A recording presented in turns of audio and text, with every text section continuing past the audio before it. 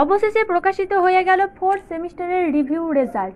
তোমাদেরকে যেমনটি বলেছিলাম যে 6th সেমিস্টার পরীক্ষার আগেই 4th সেমিস্টারের রিভিউ রেজাল্ট প্রকাশিত হয়ে যেতে পারে, ঠিক তেমনটাই দেখা যাচ্ছে যে 6th সেমিস্টার রেজাল্টের আগেই 4th সেমিস্টার রিভিউ রেজাল্ট প্রকাশিত হয়ে গেল। তো দেখতেই পাচ্ছ লেখা আছে the university of Burdwan professional review result BA 3-year degree general semester 4 examination 2024 under CBCS। তো আমি এটা জেনারেলের দেখাচ্ছি, যারা অনার্স ক্যান্ডিডেট তাদেরও কিন্তু রিভিউ রেজাল্ট চেক করে নাও। তো রিভিউ রেজাল্টে দেখা যাচ্ছে যে অনেকেই পাস করে গেছে। তো উপরে দেখতে পাচ্ছ একটা সার্চ বাটন আছে, এই সার্চ বাটন থেকে তোমরা তোমাদের রোল নাম্বারটা লিখে সার্চ দিলে খুব তাড়াতাড়ি তোমাদের যে নাম্বার সেই নাম্বারটা দেখতে পাবে, অর্থাৎ তোমরা পাস করেছো কি না ব্যাক এসেছে সেটা কিন্তু দেখতে পেয়ে যাবে।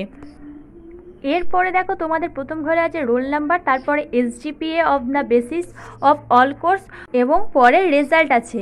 তো তোমরা জানো যে প্রথমে রোল নাম্বার থাকে, তো রোল নাম্বার মিলিয়েই রেজাল্ট দেখতে হয়। SGPA এর ঘরে পয়েন্টটা থাকলে তোমরা পাস করেছো, এবং যদি কোনো পয়েন্ট না থাকে তোমাদের ব্যাক এসেছে।